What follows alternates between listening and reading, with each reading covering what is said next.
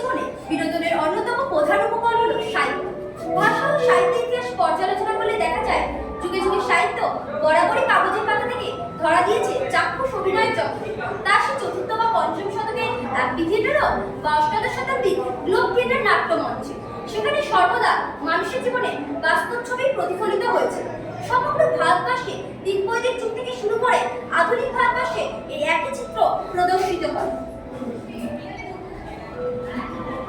মুক্তমঞ্চে 5 অঙ্কের নাটক থেকে শুরু করে মাঠের মাঝে যাত্রা, অভিনয় সকল বিনোদনই মানুষের মনোযোগ দীর্ঘ সময় ধরে আকর্ষণ করে রাখত। এমনকি আধুনিক সভ্যতার পূর্ণদৈর্ঘ্যের ছায়াছবিও কম বেশি 3 ঘন্টার আশেপাশে অভিনীত হতো। কালের বিবর্তনের মধ্য দিয়ে মানুষের জীবনে হলো সময়ের অভাব। কাব্য মহাকাব্যের পথ ধরে একে একে এলো নাটক, উপন্যাস।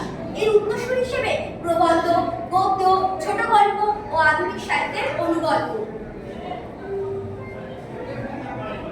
বিনোদনের ক্ষেত্রে পূর্ণদৈর্ঘ্যের ছায়াছবির পদাঙ্ক অনুসরণ করে একে একে এসেছে স্বল্পদৈর্ঘ্যের ছায়াছবি, ধারাবাহিক, বর্তমান কালের ওয়েব সিরিজ এবং ব্লগ ও রিলস।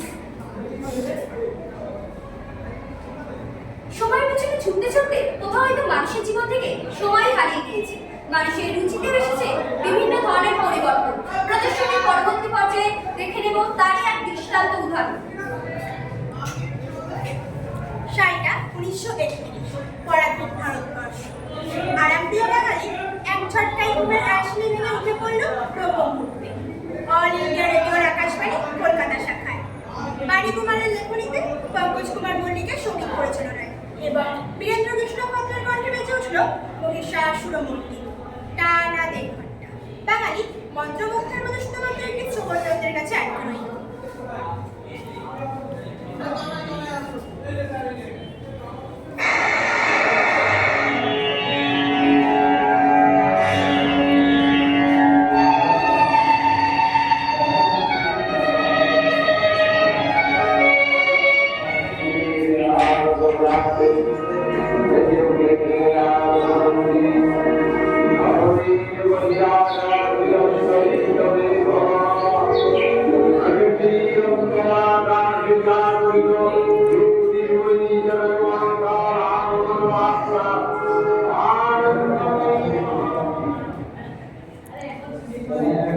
এর প্রায় অর্ধ শতাব্দী শাড়িটা 1988। সমগ্র ভারতবর্ষ প্রতি রবিবার সকাল 9টা থেকে 10টা টিভির সামনে থেকে চোখ সরাতে পারে না। সেই সময় ঘরে ঘরে টিভি না থাকায় পাড়ায় পাড়ায়, গ্রামে গ্রামে মানুষ মিলিত হলো ওই 1 ঘন্টার জন্য বি.আর. চোপড়া পরিচালিত মহাভারত দেখার জন্য।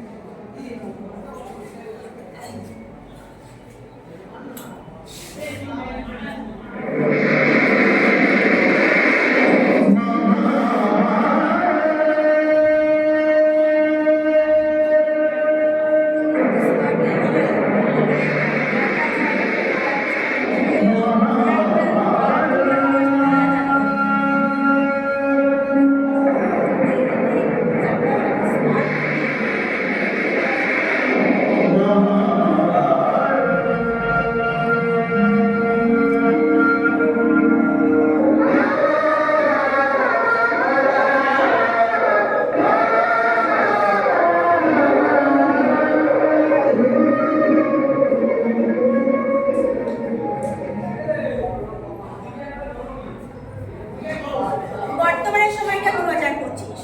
প্রত্যেকে আমরা যন্ত্র সাথে নিয়ে যন্ত্রের আকর্ষণে ছুটছি, তাই বিনোদনটাও জানি। তার বাস্তব চিত্র আপনারাই দেখুন। হ্যালো বন্ধুরা, welcome back to my channel. আজকে আমি এসে গেছি গারমোড়া হাই স্কুলের অ্যানুয়াল ফাংশনের টেলিভিশন। তোমরা দেখতে পাচ্ছ এখানে প্রচুর দর্শক। ভিডিওটা তোমরা দেখতে থাকো, আর ভিডিওটা তোমাদের ভালো লেগে থাকে তাহলে লাইক